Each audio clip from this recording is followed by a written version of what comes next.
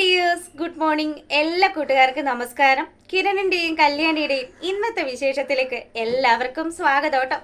അങ്ങനെ നമ്മുടെ പ്രകാശനെ കയറി കണ്ടതിന് ശേഷം കാർത്തികയ്ക്കും കല്യാണിക്കും നമ്മുടെ കാദംബരിക്കും ഒക്കെ വലിയ വിഷമമാകുക. കല്യാണിയാണെങ്കിൽ കരയുന്നൊക്കെയുണ്ട്. അങ്ങനെ നമ്മുടെ കാർത്തിക പറയുക, അതെ, നീ എന്തിനാ മോളെ ഇങ്ങനെ സങ്കടപ്പെടുന്നത്? ചേച്ചി, നമ്മുടെ അച്ഛനല്ലേ, എത്രയൊക്കെ വന്നാലും നമ്മൾ ഇനിയിപ്പോൾ ഇങ്ങനെയൊക്കെ കണ്ടിട്ട് കാണാത്തതുപോലെ നിൽക്കാൻ പറ്റത്തില്ലല്ലോ. അച്ഛൻ എത്രമാത്രം ഇപ്പം വിഷമിക്കുന്നുണ്ടാവും. ആ ഒരു മയക്കത്തിൽ പോലും മോളെ കല്യാണി, നീ എന്നോട് ക്ഷമിക്കണമെന്ന് അച്ഛൻ പറഞ്ഞതെന്നൊക്കെ. ഇതൊക്കെ കേട്ടപ്പോഴും കാർത്തികയ്ക്കും കാദംബരിക്കും നല്ല ടെൻഷനുണ്ട്. ഇനി ഇവളെങ്ങാനും അച്ഛൻ്റെ ഒപ്പം ഓണം ഉണ്ണാന്നെങ്ങാനും സമ്മതിക്കുമോ? അങ്ങനെയാണെങ്കിൽ ആ പരോളിൽ ഇറങ്ങി വരുന്നവനുണ്ടല്ലോ, അവൻ ജഗജില്ലിയാണ്. അവന് തന്നെയും തൻ്റെ കൂടപ്പറപ്പുകളെയൊന്നും കണ്ടാൽ പിടിക്കത്തില്ല എന്ന് കാർത്തിക പറയുക. അങ്ങനെ ഇവർ ഈ കാര്യങ്ങളൊക്കെ സംസാരിച്ചു കൊണ്ട് നിൽക്കുമ്പം നമ്മളെ കാണിക്കുന്നത് ദീപയോട് കൂടി സംസാരിച്ചു കൊണ്ട് നിൽക്കുന്ന രൂപയാണ്. അപ്പം ദീപയോട് രൂപ പറയുന്നുണ്ട്, അതെ, പ്രകാശിനെ കുറിച്ച് എന്തെങ്കിലും വിവരം കിട്ടിയായിരുന്നോ? ഒരു വിവരം അറിയില്ല. കല്യാണി മോളാണെങ്കിൽ വലിയ വിഷമത്തില. അച്ഛനെ കുറിച്ചാണെങ്കിൽ ഇപ്പം ഏത് നേരവും ചിന്ത. അച്ഛൻ എവിടെയാണെന്നോ, അച്ഛൻ വിളിച്ചില്ലെങ്കിലോ അവൾക്ക് ഭയങ്കര വിഷമോ. ഇപ്പം കല്യാണി മോളുടെ മനസ്സ് എല്ലാവർക്കും അറിയാവുന്നതല്ലേ, ശത്രുക്കളെ പോലും സ്നേഹിക്കുന്ന കുട്ടിയാ. അതൊക്കെ ശരി തന്നെയാ. പക്ഷേ അങ്ങനെ പ്രകാശനെ സ്നേഹിക്കുന്നതിന് മുന്നേ കല്യാണി മോള് പല കാര്യങ്ങളും മനസ്സിലാക്കേണ്ടതുണ്ട്. എന്തായാലും പ്രകാശൻ എന്ന് പറയുന്ന വ്യക്തി, അയാളുടെ മകൻ, അവൻ പരോളിൽ ഇറങ്ങി വന്നു കഴിഞ്ഞാൽ ഏത് രീതിയിലായിരിക്കും പ്രതികരിക്കുക എന്ന് പറയാൻ പറ്റത്തില്ല. അവൻ്റെ കൂടെ കൂടി എന്തെങ്കിലും ചതിവ് ചെയ്യുമോ എന്നുള്ളത് എൻ്റെ സംശയമൊന്നും നമ്മുടെ ദീപ പറഞ്ഞു. അപ്പോൾ ഇതൊക്കെ കേൾക്കുമ്പോൾ രൂപ പറയുന്നുണ്ട്, അതെ, എനിക്ക് അങ്ങനെയൊന്നും തോന്നുന്നില്ല. പ്രകാശന് അയാളുടെ അമ്മയ്ക്ക് ഉണ്ടായതുപോലെ തന്നെ നല്ല മാറ്റമുണ്ട്. എന്തായാലും ആ ഒരു രീതിയിൽ ദീപയ്ക്കൊന്ന് ചിന്തിച്ചുകൂടെ? ഒരിക്കലും ഇല്ല.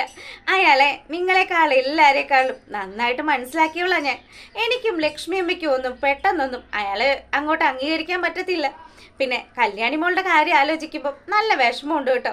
മോളാണെങ്കിൽ 24 hours പ്രകാശിനെ കുറിച്ചിട്ടുള്ള കാര്യങ്ങൾ ആലോചിച്ചുകൊണ്ടിരിക്കുക. അച്ഛൻ വിളിച്ചില്ലെങ്കിൽ അവൾക്ക് വലിയ വിഷമമാണ്. ഇനിയിപ്പം ഇതൊന്നും പറഞ്ഞിട്ട് കാര്യമില്ല.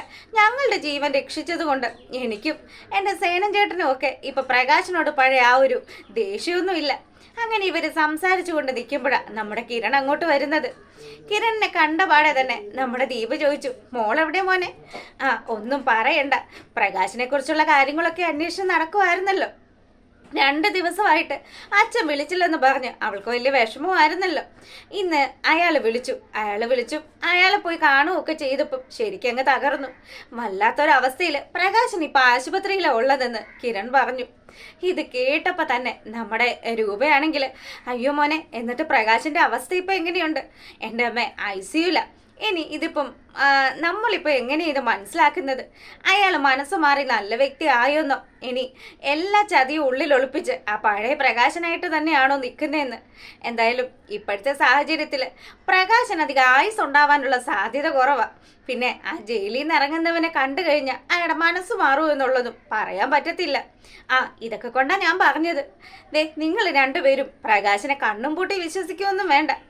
അമ്മയുടെ മാറ്റമൊക്കെ ഞാൻ അംഗീകരിക്കുന്നുണ്ട്. പക്ഷേ പ്രകാശന്റെ മാറ്റം അതെനിക്കൊരു കാരണം വെച്ചാലും അംഗീകരിക്കാൻ പറ്റത്തില്ല എന്ന് ദീപ പറഞ്ഞു.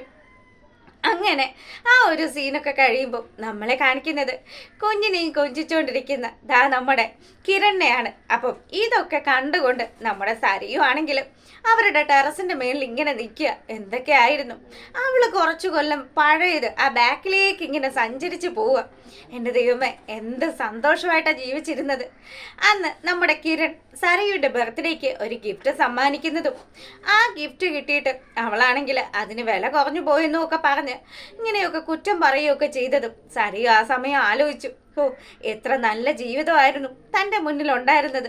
ആ കല്യാണി എന്ന് പറയുന്ന ഒരുമ്പെട്ടവള് അവിടെ വന്ന് ചേർന്നതിന് ശേഷമാണ് തൻ്റെ ജീവിതം നായ നക്കിയതെന്നൊക്കെ ആലോചിച്ച് സരയു നല്ല സങ്കടത്തിൽ നിൽക്കുക.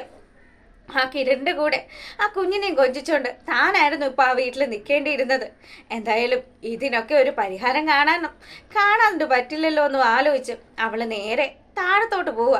അപ്പോഴാണെങ്കിൽ നമ്മുടെ ശാരി മകൾക്ക് ഇഷ്ടപ്പെട്ട ഭക്ഷണമൊക്കെ ഉണ്ടാക്കി ആ ഡൈനിങ് ഹാളിൽ ഇങ്ങനെ വെയിറ്റ് ചെയ്ത് നിൽക്കുക. പിന്നീടാണെങ്കിൽ ശാരി ചോദിക്കുന്നുണ്ട്, മോളെ വേഗം വാ, അമ്മ എല്ലാം ഒരുക്കി വെച്ചിട്ടുണ്ട്, മോൾക്ക് ഇഷ്ടപ്പെട്ട എല്ലാ ഭക്ഷണവും ഉണ്ട്, വന്നിരുന്ന് കഴിക്ക്. ദേ, നിങ്ങളോട് ഞാൻ പല പ്രാവശ്യം പറഞ്ഞു എനിക്ക് വേണ്ടി നിങ്ങളൊന്നും കഷ്ടപ്പെട്ടുണ്ടാക്കണ്ടെന്ന്. എനിക്കിതൊന്നും വേണ്ടേന്താനും. പിന്നെ ഇങ്ങനെയൊക്കെ പറയുന്ന സമയത്ത് നമ്മുടെ ശാരിക്ക് നല്ല വിഷമമായിട്ടോ. നീ എന്താ മോളെ ഇങ്ങനെ? അമ്മയോട് മാത്രം നീ എന്തിനാ ഇങ്ങനെ ദേഷ്യം കാണിക്കുന്നതെന്ന് ശാരി ചോദിച്ചതും, അതെ, എനിക്ക് നിങ്ങളോട് മാത്രമല്ല മറ്റു പലരോടും ദേഷ്യമുണ്ട്. പിന്നെ ഞാൻ ഇതൊക്കെ എൻ്റെ മനസ്സിലടക്കി വെച്ചിരിക്കുന്നത് എന്താണെന്ന് കുറച്ച് ദിവസം കഴിയുമ്പോൾ നിങ്ങൾക്ക് മനസ്സിലായിക്കോളും. മോളെ, അമ്മ ഒരു കാര്യം ചോദിക്കട്ടെ. നീ മനുവിൻ്റെ അടുത്ത് വലിയ സന്തോഷത്തിലാണല്ലോ സംസാരിക്കുന്നത്. മനുവേട്ടൻ്റെ അടുത്തും ഞാൻ പല കാര്യങ്ങളും മറച്ചു വെച്ച് തന്നെയാണ് സംസാരിക്കുന്നതെന്ന് സരയു പറയുക. ഞാനൊരു കാര്യം നിന്നോട് ചോദിച്ചോട്ടെ എന്ന് ചോദിച്ച് വീണ്ടും ചാരി പറഞ്ഞതും, എന്താ നിങ്ങൾക്ക് ചോദിക്കാനുള്ളത്? കുറേ നേരമായല്ലോ. ദേ, എനിക്ക് ഈ വീട്ടിൽ നിന്ന് ഭക്ഷണമൊന്നും കഴിക്കാനും താല്പര്യമില്ല, നിങ്ങളോട് സംസാരിക്കാനും താല്പര്യമില്ല എന്നും പറഞ്ഞ് തട്ടിക്കയറി സരയു അവിടുന്ന് പോവാൻ തുടങ്ങിയതും, നീ ആ റൂമിൽ കൊണ്ടുവന്ന് വെച്ചിരിക്കുന്ന ഇരുമ്പ് പൊടി അതെന്തിനാ മോളെ? ആടെങ്കിലും തലമണ്ട തല്ലി പൊളിക്കാനാണോ? അതെ, നിങ്ങളുടെ തലമണ്ട തല്ലി പൊളിക്കാനാണെന്ന് പറഞ്ഞ് സരയു ദേഷ്യപ്പെട്ട് അവിടെ നിന്ന് ഇറങ്ങിപ്പോയതും നമ്മുടെ ശാരിക്ക് വലിയ വിഷമമായിട്ടോ. അങ്ങനെ സരയു നേരെ ചെല്ലുന്നത് ഒരു ഓർഫണേജിലേക്കാണ്. അവിടെ എത്തിയ നമ്മുടെ സരയു ആണെങ്കിൽ അവിടുത്തെ ആ ഒരു മേട്രനെ കണ്ട് സംസാരിക്കുക. അതെ മാഡം, എനിക്കൊരു കുഞ്ഞുണ്ട്. ആ കുഞ്ഞിനെ ഇനി അങ്ങോട്ട് എനിക്ക് നോക്കാൻ പറ്റത്തില്ല. അതുകൊണ്ട് ആ കുഞ്ഞിനെ നിങ്ങൾക്ക് നോക്കാൻ സാധിക്കുമോ എന്ന് ചോദിച്ചാണ് ആളവിടെ എത്തിയിട്ടുള്ളത്. അതെ മോളെ, നിന്നെ കണ്ടാൽ നല്ല കൊള്ളാവുന്ന ഒരു കുടുംബത്തിൽ ജനിച്ചതാണെന്ന് തോന്നുന്നുണ്ടല്ലോ. അങ്ങനെയുള്ള സ്ഥിതിക്ക് നിനക്ക് ഈ കുഞ്ഞിനെ എന്തുകൊണ്ടാണ് നോക്കാൻ പറ്റാത്തത്? നിനക്ക് എന്തെങ്കിലും പ്രശ്നങ്ങളുണ്ടോ? എൻ്റെ ഭർത്താവ് വലിയ പ്രശ്നക്കാരനാ മാഡം. എനിക്കതുകൊണ്ട് ഈ കുഞ്ഞിനെ ഇനി അങ്ങോട്ട് നോക്കാൻ പറ്റില്ല എന്ന് പറഞ്ഞതും, അതെ, ഇവിടെ ഇങ്ങനൊരു സ്ഥാപനം നടത്തുന്നത് ആരോരും ഇല്ലാത്ത കുഞ്ഞുങ്ങളെയൊക്കെ സംരക്ഷിക്കാൻ വേണ്ടിയിട്ടാണ്, അല്ലാതെ അച്ഛനും അമ്മയും ഒക്കെ ജീവിച്ചിരിക്കുന്ന കുഞ്ഞുങ്ങളെ സംരക്ഷിക്കാനായിട്ടുള്ള ഒരു സ്ഥാപനമൊന്നും അല്ല ഇതെന്ന്. അങ്ങനെ ഇത് കേട്ടപ്പോൾ തന്നെ നമ്മുടെ സരയുന് വലിയ വിഷമമായിട്ടോ. താൻ ഇനി മനോഹരനെ കൊന്നിട്ട് ജയിലിൽ പോവുകയാണെങ്കിൽ തൻ്റെ കുഞ്ഞു വഴിയാധാരാവരുതല്ലോ. അതിനു വേണ്ടിയുള്ള ഒരു മുൻകരുതൽ എടുത്തിട്ടാണ് നമ്മുടെ സരയു ആ ഒരു ഓർഫനേജിൽ എത്തിയിട്ടുള്ളത്. പിന്നീടാണെങ്കിലോ ജയിലിലിരുന്ന് ഭയങ്കര ഗൂഢാലോചന നടത്തുന്ന വിക്രത്തിനെയും നമ്മുടെ കൂട്ടാളികളെയും ഒക്കെയാണ് കാണിക്കുന്നത്. അപ്പം വിക്രത്തിൻ്റെ അടുത്ത് നമ്മുടെ രാഹുൽ പറയുന്നുണ്ട്, എടാ, നീ പരോളിൽ ഇറങ്ങുന്നത് എന്തായാലും ഓണത്തിന് മുന്നേ ആയിരിക്കുമല്ലോ. ആ ഒരു സമയത്ത് നീ വേണ്ടുന്നത് പോലെയൊക്കെ പ്രവർത്തിച്ചോണം. ഞങ്ങൾ എന്തായാലും ഇനി പുറത്തിറങ്ങാനായിട്ട് നല്ല താമസം ഉണ്ടാവും. പിന്നെ ഒരു കാരണം വെച്ചാലും നിന്റെ അച്ഛനെന്ന് പറയുന്നവനെ വിശ്വസിച്ചു പോവരുത്. അവനെ എന്നെ ചതിച്ചത്, അവനെ എന്നെ പെടുത്തി കളഞ്ഞതെന്നും അതെങ്കിലേ അങ്കിളിന് വെറുതെ തോന്നുന്നതാ. എൻ്റെ അച്ഛനും ഞാനും തമ്മിലുള്ള ബന്ധമുണ്ടല്ലോ, ഒരു പൊക്കിൾക്കൊടി ബന്ധത്തിനേക്കാൾ കൂടിയ ഒരു ബന്ധമാണ്. എന്തായാലും എൻ്റെ അച്ഛൻ എന്നെ കണ്ടു കഴിഞ്ഞാൽ ഒരിക്കലും എന്നെ പറ്റിക്കോ ചതിക്കോ ഒന്നും ചെയ്യത്തില്ല. അതിന് പ്രകാശൻ ഇപ്പം മറ്റു പലരുടെയും ഔദാര്യത്തിലാണ് ജീവിക്കുന്നതെന്നാണ് ഞാൻ കേട്ടത്. അങ്കിളെ, എനിക്ക് അതൊന്നും അറിയണ്ട. എൻ്റെ അച്ഛൻ എന്നെ കണ്ടു കഴിഞ്ഞാൽ അച്ഛൻ ആ പഴയ പ്രകാശനാവും. ഈ വിക്രത്തിന് നല്ല നിശ്ചയമുണ്ട്. എടാ, എന്നാലും അങ്കിള് പറയുന്ന കാര്യങ്ങളൊക്കെ നീ ഒന്ന് ശ്രദ്ധിക്കണമെന്ന് ഗംഗാപ്രസാദ് പറയുക. എൻ്റെ പൊന്ന് ഗംഗേട്ട, ഞാൻ ഇവിടുന്ന് പുറത്തിറങ്ങിക്കഴിഞ്ഞാൽ ഉറപ്പായിട്ടും ആ കല്യാണിയെയും കാർത്തികയും ഒക്കെ തീർക്കുന്ന കാര്യത്തിൽ അത് ഞാൻ ചെയ്തിട്ട് മാത്രമേ ഇനി തിരിച്ച് ഞാൻ ഇങ്ങോട്ടേക്ക് വരുള്ളൂ. ഇനി എനിക്ക് ജീവിക്കണമെന്ന് പോലും ഇല്ല. അവളുമാരങ്ങനെ സുഖിക്കണ്ടെന്ന് പറഞ്ഞ് വിക്രമാണ് നല്ല ദേഷ്യത്തിലിരിക്കുക. അങ്ങനെ ആ ഒരു സീനും ഒക്കെ കഴിഞ്ഞു. പിന്നീടാണെങ്കിൽ നമ്മുടെ പ്രകാശനെ ഡോക്ടർ പരിശോധിച്ചുകൊണ്ടിരിക്കുക. അപ്പം പ്രകാശന് നല്ല കഫക്കെട്ടുണ്ടെന്നും പ്രകാശനെ പതിയെ പതിയെ തട്ടി തട്ടി ആ ഡോക്ടർ എഴുന്നേൽപ്പിച്ചു. പ്രകാശനാണെങ്കിലോ എഴുന്നേറ്റ പാടെ തന്നെ ഡോക്ടറോട് പറഞ്ഞു, ആരാ ഡോക്ടർ എന്നെ ആശുപത്രിയിൽ എത്തിച്ചത്? നിങ്ങളുടെ മോളും മരുമോനും കൂടി ചേർന്നാ നിങ്ങൾ ആശുപത്രിയിൽ എത്തിച്ചത്. എനിക്ക് അവരെ ഒന്ന് കാണാൻ പറ്റുമെന്ന് ചോദിക്കുക. അതിനെന്താ, പിന്നെ ഒരു കാര്യമുണ്ട് കേട്ടോ പ്രകാശ, തൻ്റെ സ്റ്റേജ് അത്ര നല്ല രീതിയിലൊന്നും അല്ല. എന്തായാലും തനിക്ക് ഇൻഫെക്ഷൻ വരാനുള്ള സാധ്യതയൊക്കെ ഉണ്ട്. അതുകൊണ്ട് എപ്പോഴും വിസിറ്റേഴ്സിനെ അലൗ ചെയ്യാനൊന്നും സാധിക്കില്ല. അത് ഞാൻ നോക്കിക്കോളാം ഡോക്ടറെ.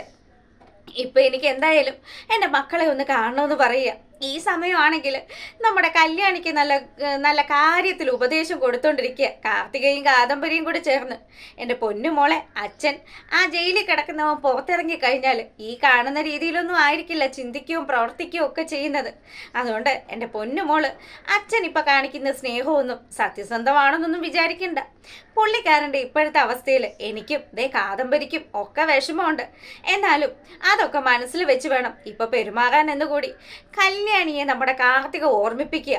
അങ്ങനെ ഇവരിത് സംസാരിച്ചുകൊണ്ട് നിൽക്കുന്ന സമയത്ത് നമ്മുടെ പ്രകാശന് ബോധം തെളിഞ്ഞെന്നും പൊന്നുമക്കളെ കാണാനായിട്ട് പ്രകാശൻ കാത്തിരിക്കുകയാണ് എന്നും ഒക്കെ പറയുന്നത് നമ്മുടെ കല്യാണിയാണെങ്കിൽ അച്ഛന് ബോധം തെളിഞ്ഞു, നമുക്ക് പോയി അച്ഛനെ കാണാമെന്ന് പറഞ്ഞ് വലിയ സന്തോഷത്തിന് ചെല്ലുക.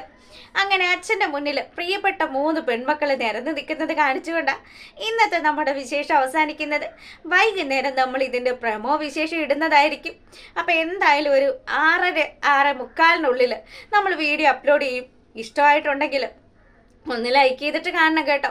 സബ്സ്ക്രൈബ് ചെയ്യാത്തവരൊക്കെ നമ്മുടെ സീരിയൽ മാനിയ വെറൈറ്റി സ്റ്റോറീസ് ഒന്ന് സബ്സ്ക്രൈബ് ചെയ്തുകൂടെ സപ്പോർട്ട് ചെയ്യുക. അപ്പോൾ എല്ലാ കൂട്ടുകാർക്കും നല്ലൊരു ദിവസം കൂടി ആശംസിച്ചുകൊണ്ട് ഇന്നത്തെ വീഡിയോ വൈൻഡപ്പ് ചെയ്യാണ്. താങ്ക്